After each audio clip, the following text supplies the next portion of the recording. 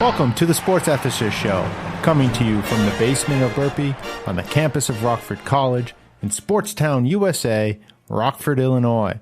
I am Sean Klein, the Sports Ethicist.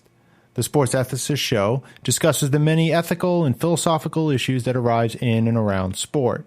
You can read the Sports Ethicist blog at sportsethicist.com, where you can also download podcasts of previous shows, subscribe to the podcast, or find links to related information. The Sports Ethicist is also on Facebook and Twitter, and you can email the show at sportsethicist@gmail.com. It is summer, and that means a lot of kids out there playing all kinds of different sports, and there are many ethical issues in youth sports. There's concerns about injury, health concerns, safety concerns about kids playing particularly dangerous sports like football and or youth hockey, things like that. There's concerns about early specialization, kids that instead of playing a bunch of different kinds of sports, get focused in on one particular sport and that's it, and don't have enough variety in their athletic diet, so to speak. Concerns about the role of competition. Is there too much competition? On the other hand, is there too little? You know, the trophies for everybody syndrome. Is that a good thing, a bad thing? And then also questions about the very purpose of youth sports. What's their role? Why do we do it? Is it just for fun? Is it about learning skills, whether athletic skills, physical skills, character skills, or is it for identifying and developing potential pro talent? And certainly some people approach it that way. And then the role of parents and coaches in youth sport. What's their role? Is it a positive role? Does it have negative aspects? And that's the latter issue here that I wanted to talk about today, the role the parents and coaches might play in youth sports. So my friend and colleague and frequent guest on the show, Mike Perry, joins me today, along with his father, Alan Perry. So hi guys, welcome to the show. Hi, Sean. Thanks. Now, both of you have experience as parents of young athletes and coaching as well. Now, Mike, many times in conversation, and on the show, I think you've even mentioned it in the past, about behavior of parents at youth sporting events. So I want to kind of throw that to you now and see if you could just sort of what's the issue? What's the issue that really concerns you there, or that you see? I think it's parents watching their children's game and reacting in a similar way that they would be if they were watching a professional sports game on television, getting very, very into it as far as who's going to win, who's going to lose, yelling at the coaches. The most specific thing I can think of is parents coaching their children from the bench or from the sideline and not leaving that up to the coaches, rather than simply just encouraging their children and leaving the coaching to the coaches.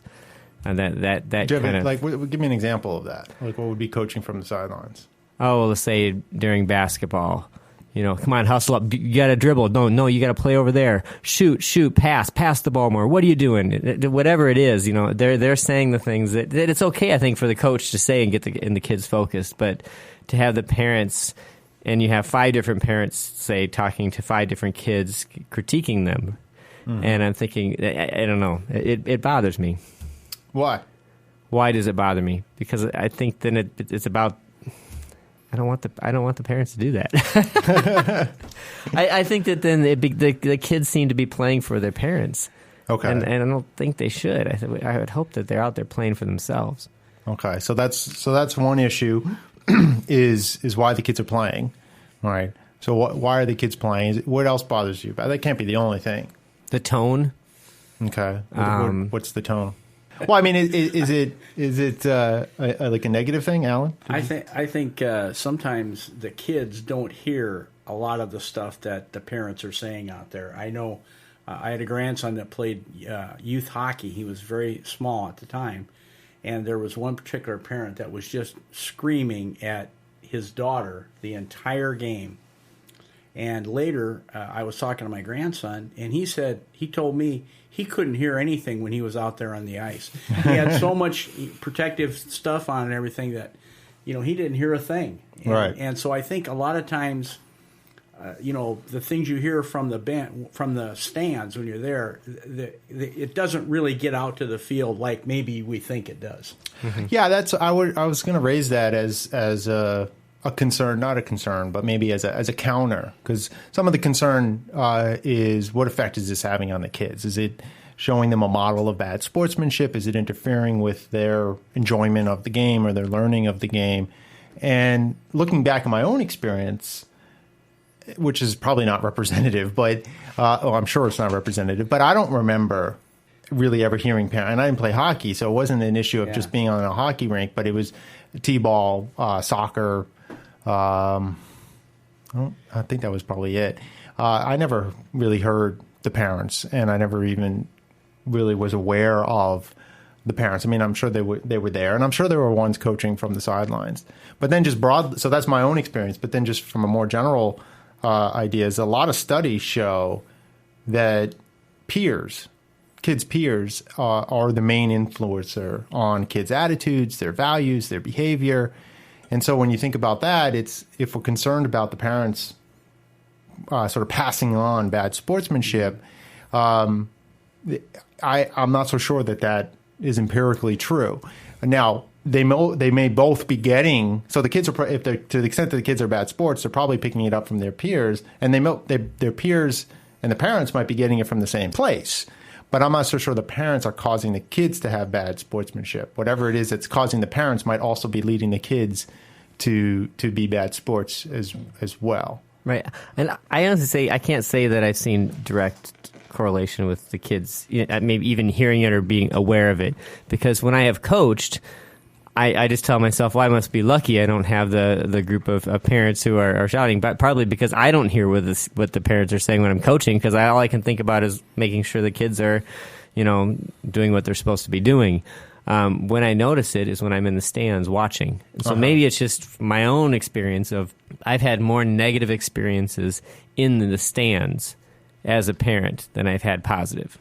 And it's from listening to the parents. And it's across the board, across ages. Mm-hmm. So I get to the point where I very seldom will sit with large groups of people. I'll walk around, I'll sit other places, because there are certain times I can't handle the talk that's in the bleachers and so maybe the kids don't hear it, but the experience that I have at these events, it there's something about it that really is bothersome. Well, and it's a widespread concern. You hear that from a lot of different parents. You read about it in websites and blogs and newspaper reports of youth events and things like that. And on the news, if things get particularly bad, if there's a fight in the family, you might hear it on the local news or something like that. And so there's this uproar, there's this concern about the parents' bad sportsmanship. But so there's a couple questions. One is this something that's new? Or has it always kind of been that way, or is it just now we see it more because of the proliferation of youth sports? I think there's so many more sporting opportunities for kids, organized sporting opportunities for kids versus when I was a kid, at least that I was aware of. I mean, there was Little League, there was soccer. I think there was a Pop Warner. You had to be a little bit older, I think, for that. But that was pretty much it. But now, there's basketball. There's, you talked about golf. There's probably, some places swimming. And there's just so many more different opportunities for kids. So there's just that much more. And so just percentages, you can see more of it. So that's one issue. Is it something that's increased over time? And if so, why? I think there's more parents that are attending their kids' sporting events now. Back in the 50s, when I was a kid, we had our coach there, and that was it. My parents never saw a single softball game that I played in when I was in grade school. We had a school team, and we played. But you got on your bike and you rode to school after school to play. And we had one other parent who had a station wagon. Whenever we would have to play a school that was, we couldn't all ride our bikes to, he would drive us all there. All 9 or 10 kids would pile into one station wagon and go to the school. So it wasn't now it's these sport, even kids sporting are turning to be more of a social event for the parents as well. Yeah, and there's got to be a pressure where somehow you're failing if you don't attend every single game. Like how could you not go to? Right. Karen and I sometimes we'll take turns when both boys are in sports. Okay, you go tonight, I'll go tomorrow. If I'm not now, I'm coaching one, so that doesn't it's a little different thing. But I mean, if you don't attend every single event, is that necessarily a bad thing, or does it show the kid that it's more about them playing the sport than it is about the parents watching them play the sport? Right, and it's probably part of a broader trend in parenting. This sort of the helicopter is what the helicopter parent, the over-parenting, which comes from on one hand, fears about kids, but on the other hand, this sort of idea, well, we gotta be there all the time for our kids. Maybe it's a sort of guilt feeling or a transfer of their guilt from the previous generation, feeling like, oh, I wanted my parents there, they weren't there, so I'm going to be there I'm going to be there for my kids all the time, or something like that, or some this sort of idea that geez, if you say one wrong thing to some 4-year-old kid, you're going to mess him up for life.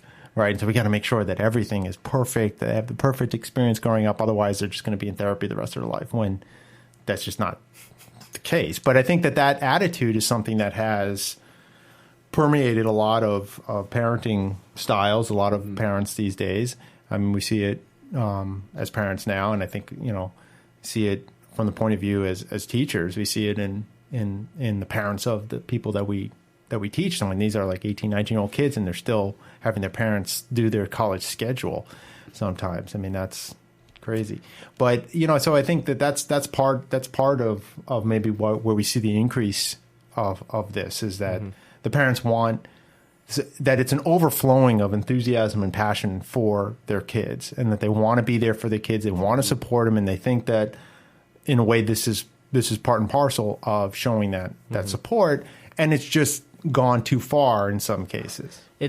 It's tough when you have a parent wanting. To me, it's the parent coaching from the sidelines. There's a difference between coaching from the sidelines and cheering or not cheering or being talkative, however that is, under your breath, but deliberately coaching or challenging the coaches. Where that's the idea of like, look, either you volunteer to coach and you know what, if you end up with a coaching philosophy you disagree with, next year volunteer and coach your kid's team. Otherwise, it's tough. But on the other hand, you also have to defend your child. If you get them in a situation where you don't think the coaching is good for them, you got to speak up. So it's never one way or the other.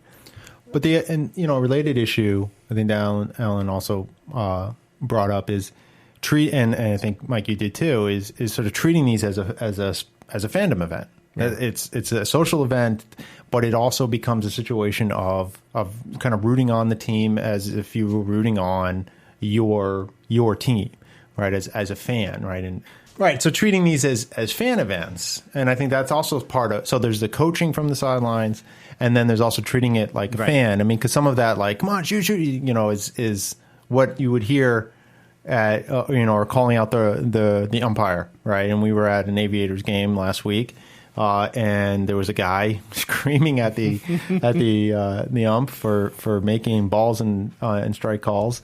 Well, not screaming at him for making those calls, but for making what he took to be incorrect calls. From an angle that clearly he had no basis on which to argue this balls and strikes. And really, to a point that we were laughing at him because it was ridiculous.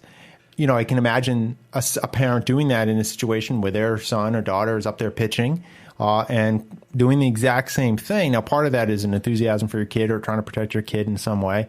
Part of it might just be a kind of fandom thing. What's your thought on that? Think that that's often the case, too, that it's sort of treating it like a fan situation? I think so. It's hard because you tell you want your child to know that the important thing is your team. So you play as a team, you win as a team. It's not about how you do it individually, it's about how your team does. However, in my head, when I'm watching a game and if I'm not coaching, I could care less if they win or lose. I want my kid to have, like, if my kid makes a good shot or has a good hit, that makes it way more fun for me to watch, whether or not they win or lose. But so I'm thinking one thing and I'm telling them another thing. But I would never, if I'm approaching it as a fan, I guess maybe I would be more worried about the win or loss. Now, how much of this depends on the level? I know you mentioned earlier you sort of don't see any differentiation between ages and level. But I mean, if you're talking about like a traveling baseball team, I'm sure. whatever they're called now, where it is much more competitive, where the skill level is a lot higher, where these kids are probably competing for their spots in the next level up, whatever that might be, versus, some 7-8-year-olds that are some mid-level where they're playing seriously, they're competitive, but they're not, none of these kids are going pro, right? None of these kids are playing college ball probably. But they're having fun with it. I mean, do you see a difference there? I would guess there would be. And I mean, I haven't got into the high school or middle school yet. It's true. So it's all my experience as a father has been all younger. And my experience as a kid, once I got into high school, I didn't do the high school. I did cross country, and I did my freshman year basketball. But other than that, it was church and Little League and stuff. It was stuff outside of school. So I was never in that intense environment. Yeah, and my experience was, one, I wasn't very good, so I usually wasn't starting. And so my parents, I don't want to say they were never at any of my high school games because that's probably not true. But I don't think they were at many. And oftentimes it's because they could be on a Thursday afternoon. My parents are working, or some of my parents, they sometimes worked on the weekends. And so, they weren't able to go to these kinds of events. And it didn't bother me. I'm not scarred for life. So. I know that, like, Dad, you came to all my freshman basketball games, even though I would play maybe the last 2 minutes if we were up by about 30 or down by 30. That sounds about when I would play, yeah. Yeah. But he also knew a lot of the other guys in the team and friends, and so there's a difference there too. And I wonder too, is there a difference when you're talking about a school-based athletic program versus an outside one, or when they're younger? Is there a difference in the parents? Maybe the coaches can impose more of their will on the fan on the parents. Yeah, I think the school teams are a lot of fun to watch, because if you start watching them when they're younger, you've watched all these kids grow up, and that is a different thing. You do become a fan of the whole thing, because you've watched these kids since they were just little, right? And seen their way they've developed, and you probably know their personalities. You maybe even have had a few of them staying overnight at your house and different things like that. So it gets to be it's and like that. I repeat again, it gets to be a kind of a social event for. I know many of the friends that we made when our kids were growing up in Sioux City were parents that we met at sporting events. Right. And you pick up friends from work and so forth, and church and everything. But we also picked up a lot of friends that we met during sporting events. Been here on campus when I know watching the basketball team or something like that. If you had some of the students early on, you get to see them year after year, and they're like, I have a lot more fun watching the games here than I would turning on any generic college game on the television, because I know these, at least I know them somewhat, some. Definitely that personal connection, or, just that, that's one of my students, we were excited. I was excited when we were at the Aviator games, and a former Rockford College student baseball player came up to pitch and pitched well. That was exciting. That connection makes it, I think, a lot more exciting. Partly this might raise so we have this concern where parents are overly enthusiastic, right? And coaching from the sidelines, interfering in some ways. We might come back to that to try to figure, okay, well, what's the harm in there? What's the badness in that, or the inappropriateness? Like, why are we concerned about that? But is there also a converse problem of parents showing too little enthusiasm? Do you see that at all, where the parent is sitting there maybe reading a newspaper, or more likely today playing on their smartphone instead of paying attention to their kids playing? And do you think that has an effect on the kids, when kind of looking up in the crowd and seeing their parent, not paying attention to them at all when they're supposed to be there for that game, and they're not doing that, or they're just not even there ever, like never show up? I don't know. Like, how much of that do you think is a similar kind of problem? Do you think it's as bad a problem? I don't think the parent's role. I think the parent's role is more overemphasized than it should be. I mean, these are kids' games. They're being played by kids, and I think the kids are going to have fun playing them, no matter whether there's parents there or not. And I think, like I said before, like what the parents do, it more affects the other parents than it actually does the kids. Yeah. Well, now in that article that you sent out to our little reading group, who was it by again? Mike Mataney, the St. Louis Cardinals manager. And so this was a letter that he had sent out when he was a Little League coach. Right. And he mentions in there that something along the lines of the parents should just be providing silent encouragement, I think was his phrase.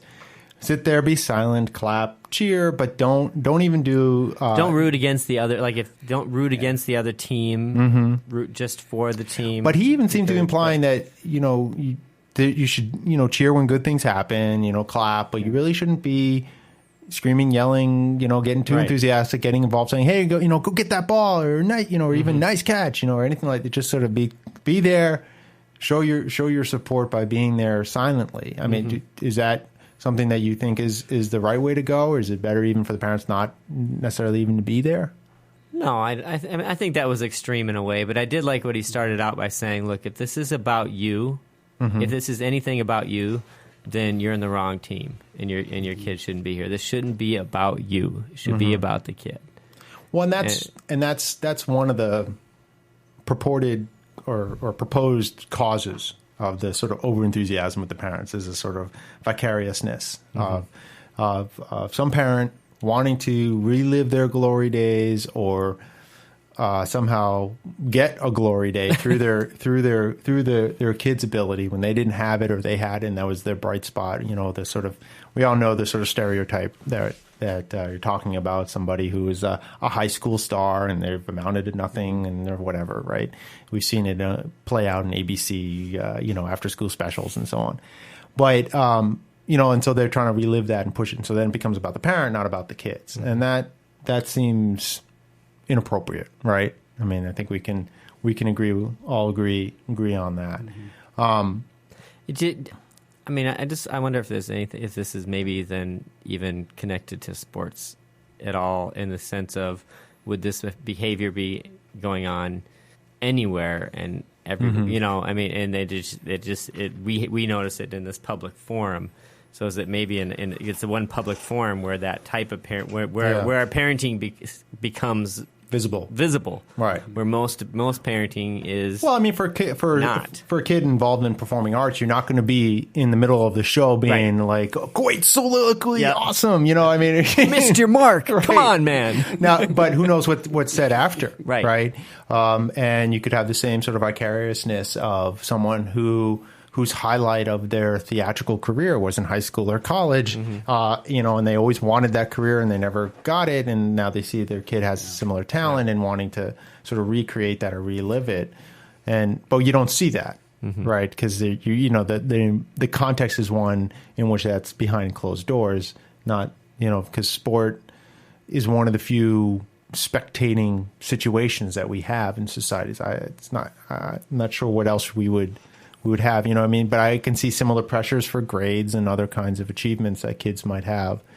And that's another issue that article brought up is sort of not so much that it's bad sportsmanship, right? That some of the encouragement, some of the vocalizations by the parents on the sidelines isn't necessarily bad sportsmanship or interfering with the coaching, but that it's putting kind of an undue pressure on the kids. Yeah. So, I mean, in your experiences as coaches and as parents, do you see that? Do you see the kids experiencing that kind of pressure? I mean, what he's appealing to pretty widespread? What do you think? During the game and actual coaching, I don't even think about that. I'm thinking about, okay, wait, who's up next? Is every position where they should be? If we're up to bat, are the kids not goofing around the dugout? Are they up to the fence? I mean, so I'm not thinking, one by one emotionally, how are they responding to what a parent may or may not be saying? Right. I guess, where you might see it is if a kid's having trouble, right, and you hear, and it might come to a fore where you're noticing that, hey, when his dad's here, he doesn't play well.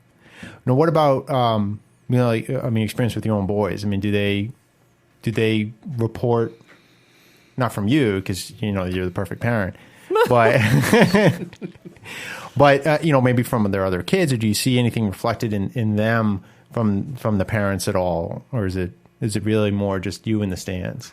I know they always look toward me. I mean, I'm sure I did that too, but yeah, they always make, I always make sure that Julian knows where I am at during the game, but I also try to position myself out of his line of sight when he's playing, because otherwise he'll look at me. And I'm very careful when Caleb's pitching where I position myself so he's not looking over at me in between pitches. Now, is that because you just feel like you might be distracting him? Right. Or you feel like you might be because he's looking at you, that he's going to feel the kind of pressure to perform? Just distraction. I don't think that's different. There's a difference there in a sense. Well, I mean, the difference, I guess, might just be, the familiar face catching your eye and sort of looking over and kind of... If I have something specific I want to tell him as a coach, I usually filter it through one of the other coaches. Okay. And the other coaches will do similar things with me. Well, okay, good. So that... Because it means something different coming from a coach. I think back when I was coaching, I think the one thing that I saw was that coaches always were a lot harder on their own kids than they were on anybody else on the team. Okay. Everybody because I did a lot of assistant coaching and a little bit of head coaching, and that's the way it was. The guys were really tough on their own kids. Okay. If I flipped the ball out of my glove into my hand, that wasn't. What do you mean? If you get a ground ball and you flip it up and then you grab it, oh, okay. The coach wouldn't like that. No. And who was the coach? Yeah. Well, as a parent coach, what is really sort of the hardest thing to deal with? Is it that sort of the coaching of your own child, and what's so hard about that? Is it hard? Depends on the sport and the child. Okay. So, yeah. Okay, basketball and your kid. Not to make it too personal. I mean, I don't want to, obviously. Yeah, but, just to give it a particular context for you to think about it in. It's really, and that just depends on the day too, Sean. I mean, that depends on the day, the moment, the hour. Well, do you find it harder to coach your own kid than some other kid? No. Okay. No. But I make sure and clear that I'm coach when we're out there. I'm not dad, and that worked out pretty good. Call me coach. Don't call me dad. Call me coach. Do you think you ever overcompensate? I mean, that might be one reason why they tend to be harder on their own kids, is because they want to make clear, look, I'm treating everybody equally, and they end up not because they're overcompensating. You don't treat your kid the same way you treat everybody else. Right. It's just not going to happen. I mean, because he's your kid. And on the other hand, I use that to my advantage, like in basketball. You know what? If my kid got a little bit more playing time on average than some of the others, or got to play in the more of the positions, you know what? I'm the one who volunteered my time. And, I thought about that differently when I was a kid. I'm like, wow, the coaches' kids always get to play more in the positions. And I'm like, well, that's one of the advantages of having your parent volunteer their time to be coached. Then guess what? If the kid can do it talent-wise, then that's... if you want your kid to play all the time, then come out here and help me coach. How do you you might not be able to answer this. Do you think your boys like that you're the coach, or do you think they'd rather have somebody else? I mean, do they find I can't answer things. No, I can't answer questions for my kids. No. I have no idea what they're thinking. If I did, I'd be a lot easier. Well, I mean, okay, so from your perspective, when you were a kid, did you like having your dad as your coach, or would you have preferred somebody else? Or is that too difficult to answer with him looking right at you? I liked it. Well, you coached Bill more than you coached me. Yeah. And you coached me the last year, Ron Wick. Yep. And to be honest, I didn't see any difference either seasons. I played baseball. Yeah, I'm not dredging for some deep seated psychological problems or anything. I mean, I'm just curious, I'm curious how how a lot of kids might approach that, because I'm sure some kids would. I would imagine most like it. Yeah, just from it's tricky. I mean, one interesting thing I came up across was in talking to. You're talking about the specialization. Maybe there's a little segue into a little more. Is coaching someone is saying, well, wait a minute, my personal coach my personal coach that I have tells me something different, and so you have to clear your own coaching through the parents of kids who have their own coach as well. Right. Yeah. So and I've had that a few times. Well, then I don't know, because I'm not a specialist at all. I'm just kind of doing what I do from memorying what in my own playing. Right. Yeah. No, that's got to be a hard thing. One of the hard thing as a youth coach when you're dealing with, because one, I mean, yeah, they just, you might have the parent themselves doing their own instruction, coaching of the kid, and so having to kind of balance that, particularly if it's at odds with your approach or with what you're trying to do. But then also, yeah, I mean, if you're at a level where they're going to have personal instruction, outside instruction, how to deal with that and how to balance that, and that's bizarre to me. Because I never played at that kind of level where the kids would have that kind of instruction. I mean, I'm sure there was, and I think it's more widespread nowadays. Yeah. But I don't think I didn't play with anybody that was good enough to justify having that kind of instruction, as far as I know. So now maybe they had it and I just didn't know about it. But I didn't. That's kind of weird to me that that you'd be 10 years old and have a personal instructor. That does bring up that issue of early specialization and what is the role of youth sport. But so a kind of related question to that is what do you see as your role or the primary purpose as a coach in youth sport? Is it to develop the love of the game? Is it to develop certain skill sets, game related, or just sort of broadly character related type skill sets connected to sportsmanship or something like that? Or is it, much more technical in terms of just getting the kids ready to play at their highest level, whatever that might be, for the next game? Like, how do you approach that? Have you even thought about that? Well, I think it depends on why you started coaching. I always wanted to coach baseball, and so I volunteered to coach. I wanted to coach baseball. I felt like I knew a little bit about the game, and it was something I wanted to do. Now, basketball, it was a matter of, I got a phone call from the Y saying, we don't have enough coaches. Can you coach? Mm-hmm. And that's how I got into basketball coaching. I played basketball in high school in the intramural. I was never any kind of a basketball player myself. So basically, I always used to joke that sometimes my job as the coach was to keep the kids from tearing up the gym.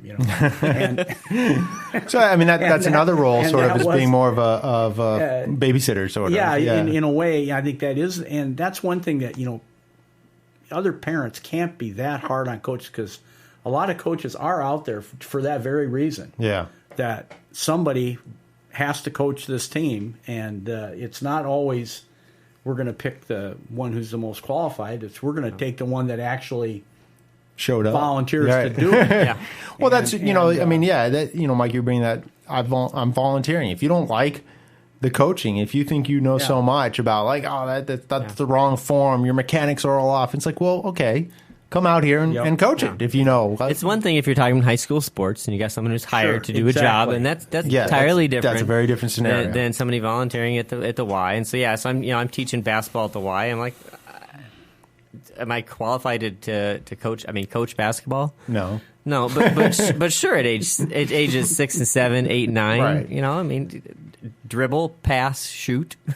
Well, play defense, and that's sort of where the question lies. Is that I was asking is in terms of your purpose there, it's fundamentals. It's kind of the basic fundamentals, which are basic, but then it's more just about sort of the broader skill sets to some degree that translate across all different sports and all different aspects of life, respect and working hard, discipline and responsibility, those kinds of broad virtues, some of which are more sportsmanship related, some of which are just broader life skills. So well, that's where, as a coach, I'm, I guess, especially with basketball, trying to really encourage the idea of team. Like if one person scores, we score, and that's awesome. Where that's entirely different than, my selfish in my head watching my kids play and hoping they get the ball and get to shoot all the time. But, right. But yeah, really saying, if a pass to someone open is just as good as a shot or a block. Or, Sure. Yeah. And so, I mean, if you can get that through just a little bit. Well, that's interesting because, I mean, that's obviously works for team sports, right? But for more individualized sports, golf or swimming or tennis maybe, racquetball, that's going to be a little bit different, right? Scariest coach I ever had was my swim coach. Yeah. In high school. Why was he so scary? She. Sorry. I swam 1 year. Scary in this. She was. I think intense. you've mentioned this before. She was intense. Yeah. But it was the best shape of my life I've been in. I improved. I mean, and the other thing, when I look back, the toughest coaches I had, even the ones that were maybe a bit extreme and you could say even mean or what to these standards, like maybe even they were probably the ones when I look at it and I come out on the other side and I learn the most. Mm-hmm. And I improve the most. Well, we hear that from our students and that's, as well as educators. So I have no trouble if my kids get on a team and they got a coach that's pretty tough and pretty really making them work, because I'm like, I know that you're going to come out on the other end of that better for it. Well, in your own personal coaching styles, do you, or maybe more broadly, what kind of coach do you think is best for kids? And this, you sort of already partially answered this, but the sort of the hard ass, rip you coach, or someone with a more softer touch. Well, that depends on the age too. Yeah. I mean, you don't want to start coaching like that when they're really young. But I think about the time they hit 11, 12, 13, they got to have a certain amount of level of respect and a certain amount of you got to run, dropping, do something like where it becomes a little bit more intense. I don't know. I had a grandson that played football from the time he was in third grade all the way through senior in high school, and they actually won the state tournament when he was a senior. But he tells me that the practices they had when he was in fourth grade were the hardest practices that he ever went through. And he even played 1 year in college at the beginning of the season before he got hurt. But he said that during that time, they had the most intense practices, and those were all coached by fathers of some of the boys on the team. But they worked them and worked them harder than they worked them in high school even. Right. And it. Well, and then it worked for those boys, I guess. Yeah. Well, yeah, I mean, so in one respect, you can be a tough coach without being a jerk too. Oh, right? yeah. I mean, so that's an important there. distinction there, because you can be you can be a disciplinarian without just being mean spirited or just being a jerk. Oh yeah. Right? And I had a couple of coaches like that in high school that weren't necessarily tough, but they were just mean and mistaking mean with toughness, and our teams weren't good. Right. That's part of the problem. But I had a tough volleyball coach, and those were tough practices because they were all about conditioning. So we would just do wind sprints, suicide sprints, or whatever you call them, up and down the basketball court. I mean, we were just, gassed all the time.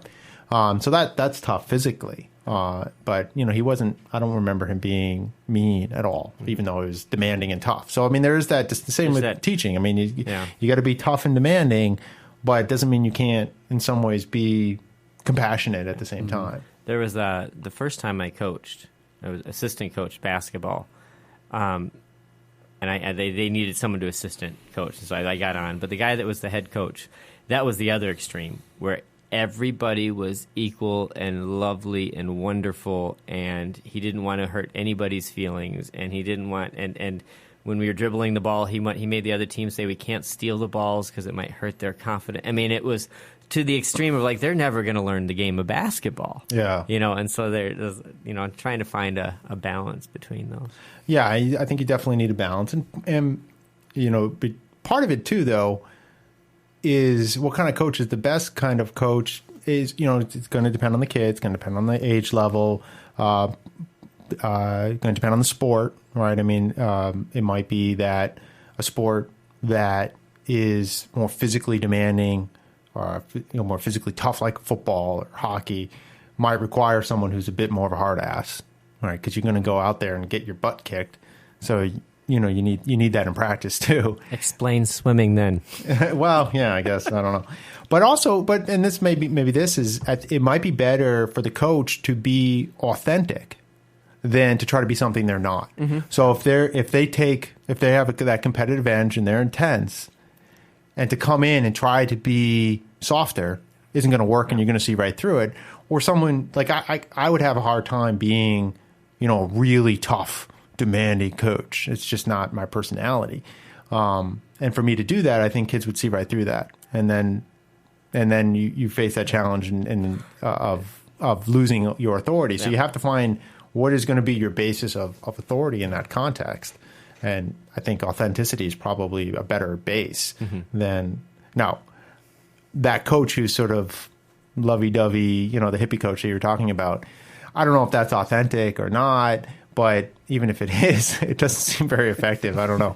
And I think there's other issues there. There's probably, concerns about too much competition as opposed to, learning the game. And it's, sports are competitive, so they have to learn about competition. What do you think about authenticity? I'm trying to figure out what type of coach I am, because I am not that kind of intense, screaming, hardcore coach. In fact, I found that I'm quieter coaching than I ever am teaching. It's I'm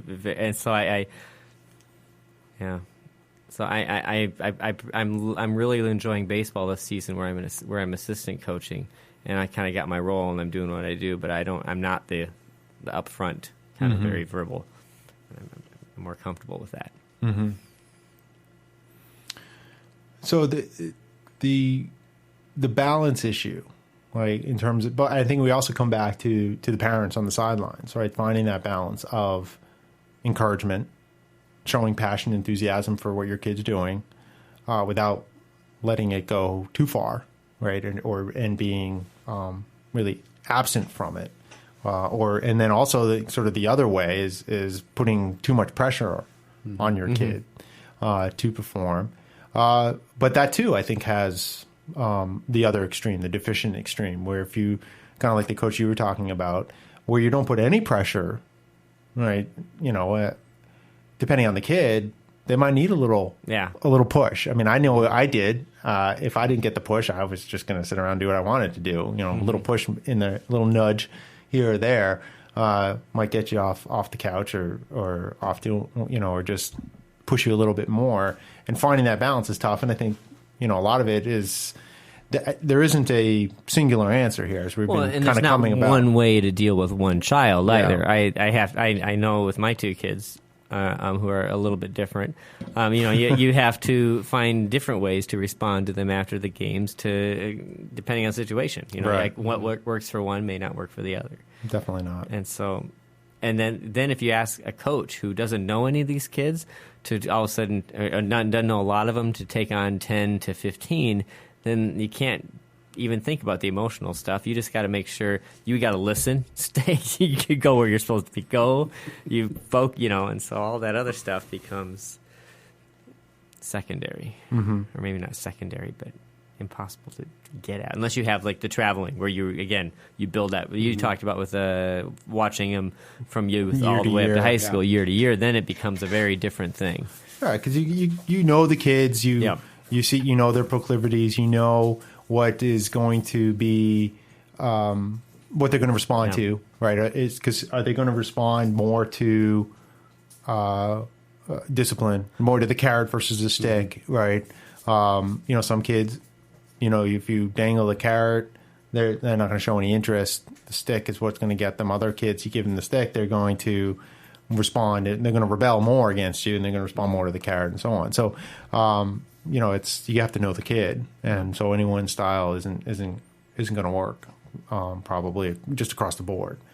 I guess I wanted to come back to kind of bring full circle back to the concerns about the parent on the sideline. Like what is sort of the core of? I mean, because I think everyone pretty much agrees that the behavior is inappropriate. All right. So part of it is why. I mean, what is it? What lines, what boundaries is it crossing that raises the concern? Is it that we're concerned about the kids? Is it just concerned about the sort of social element of it? We concerned about giving a bad model of sportsmanship. What's the response that the root of the response of God? I don't like when they do this. I'm not clear what the question is. Why don't you like it? It boils down to It makes me mad. right, but why? I mean, it seems I can't be around it. It's just so negative and so ridiculous. So is it the negativity that they're sort of exuding? When I get up, I don't know. The negativity or the speaking, watching a game and they're that other team. Look at they got all these players. They're not even. And I'm like, why are we talking bad about another group of kids and they're doing it? I don't know. It's just weird. Does it bother you at a pro event? Does it bother you when we go to a Rockford College event and people might say that about the other team? No, that's entirely different. Okay, what's the difference? These are professionals or semi-professionals or people who are doing this for, they're not kids. Okay. Yeah, well, some of them are 18 years old. Right. But and again, I'm still speaking from the very young, 6, 7, 8, 9, 10, 11, 12-year-olds. I haven't got into the middle school, high school. I went to some middle school basketball games last year, and boy, whew. I was watching. I didn't even have a son in the game, but oh my gosh, middle school basketball. And you would have thought you were at an NBA event, and they were talking about this team does this team, and just crazy. Well, I think society as a whole. I know in the town that I live in, our newspaper is extremely critical of every team that isn't winning every game all the time. It sounds like Boston media. Whether it's a professional team, whether it's a local college, a local high school, it doesn't matter. It's the whole media emphasis back home is just on winning, and anything other than winning is just failure, total failure. And that you see it in the headlines when they cover things, and I think that's got to permeate down to the kids that are playing and also the parents that are watching. You're bombarded with that stuff all the time. It's like we're having kind of a talk, sports talk here. That's going on around the country constantly. Every single thing is scrutinized and criticized, and I think that's probably part of what's really causing a lot of this stuff, maybe in the stands. Yeah, what's causing what is an interesting question. I'm more of the camp that the media is more of a mirror, and that they're because they're responding to what we're watching, and But they're also creating what we're watching and delivering it and packaging it. Yeah, but they're packaging it right and doing it because that's to a large degree what we tune into, right? I mean, if people didn't listen, if people didn't pay attention, they would find another way to try to grab our attention. So, I mean, granted, it's not just completely one way, but I think that the reason why they put it together the way they put it together is because they think this is what people are going to respond to, because this is what they've responded to in the past. And so I think that's which way fully it's going. What is the real cause here? Well, I mean, the idea that there's just one cause is fallacious. But, I do think the overemphasis on winning it at all levels and at all times is a problem. Now, what causes that? That's a whole ethical, sociological question that we certainly don't have the time to delve into here. But go ahead. No, I was just going to make a somewhat of a flippant remark. Okay, yeah. So. And I thought better of it.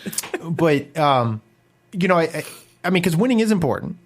I mean, that's to a large degree why you're engaging in any kind of game, whether it's a sporting game or any, chess or Monopoly or Tiddlywinks or whatever. You're doing it you're engaging in it, at least in part, to win. And so that's why that coach that you mentioned, is someone that kind of is I don't like that kind of approach, because I think it downplays something too much, right? At the same time, the emphasis where the only thing about it is winning, I think goes too far, because then it misses the other aspects that you are participating in the game, just the intrinsic fun of it as well. I don't think winning has to be the main focus. I think it should be playing hard. Why do you play hard? Well, to win, but it should be playing hard first. You play hard and you lose. There's nothing to hang your head about, right? Yeah, no, absolutely. And that's where I think we get lost sometimes. We're like, and so. Yeah, no, it's not solely about winning, but without the concept of trying to win in the course of everything else that you're doing doesn't make a whole lot of sense. I mean, you're developing the skills, you're developing the right kind of attitude to approach the game, because that's going to allow you to play hard, and that's going to allow you to be successful. And winning is a measure of that success. Though, I don't know. And thinking for younger, I remember there was a point in coaching basketball.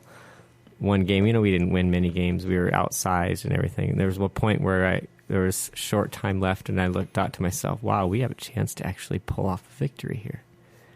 And the entire way in which I managed and coached, I thought, gosh, do I change this now? Do I keep in these few players to see if we can hold on to this win, and thereby give these other players less playing time than they normally would? Or do I keep the rotation?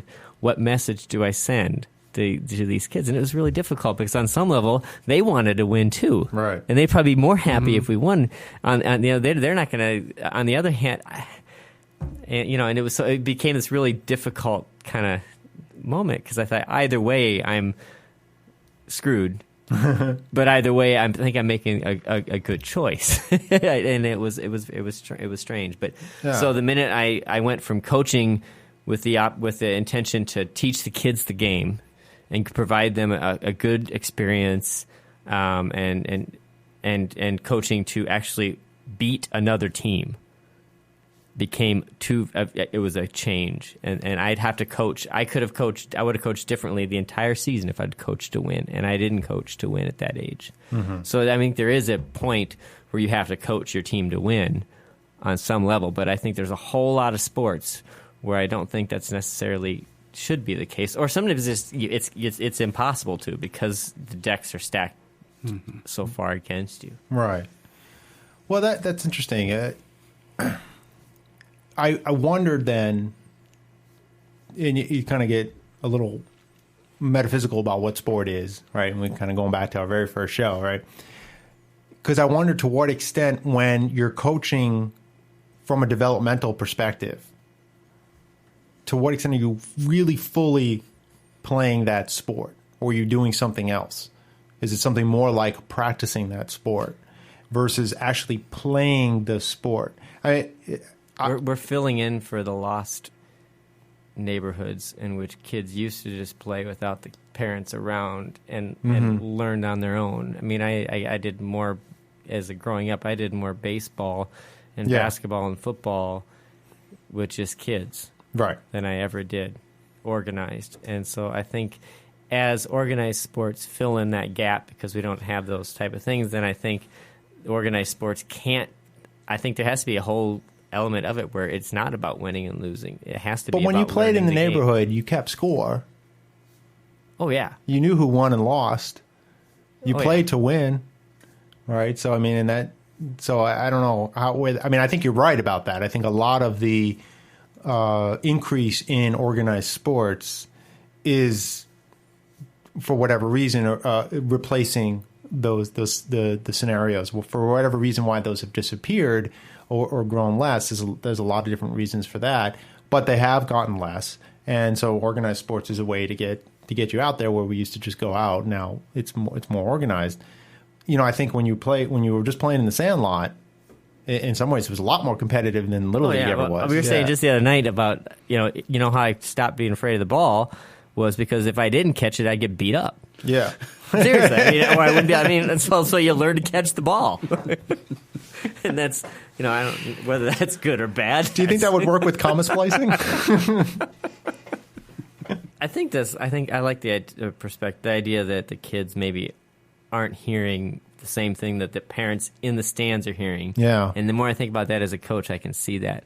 But on the other hand, what the kids pick up at home and on the ride home and the ride there is definitely part of it. And that's something that's just, again, parenting. That's beyond any kind of coach's ability to do. But that's, I think, the interesting thing that connects to the larger media question of, like, what is the role of sports and how much pressure is put on to kids as they're going into these organized sporting events? Or are they just going there for fun, to play a game? Get the ice cream after the game. Well, we were talking the other night that sometimes the kids don't even know if they won or lost. Yeah. And that's happened a lot of times in the stuff I've been involved in, We got trounced, and I had a player ask, did who won the game? And I was like, and some like it kind of, okay. I suppose that's good. At the same time, maybe that's why you got trounced. Well, at the same time, part of me is like, gosh, have you listened to anything? So it's tricky. But on the other hand, but they had a smile. The kid's smiling, he's happy. Well, I think certainly at a certain level, the important thing is that they're having fun. Yep. Well, it should be. But at all levels. At all levels. At all levels, right? If you're playing Major League Baseball and you're not having fun, then there's something wrong with you. Yeah. Yeah. So I think that's a key part of playing any sport. I think the solution is to send everybody to a night at Busch Stadium and learn how to watch a professional sports event with respect, because it's well documented fact that the St. Louis Cardinals have the best fans. They were great when we swept you. Yeah, it was awesome. It's funny how every show seems to come down to that. Actually, 11. In all honesty, I've heard that a lot.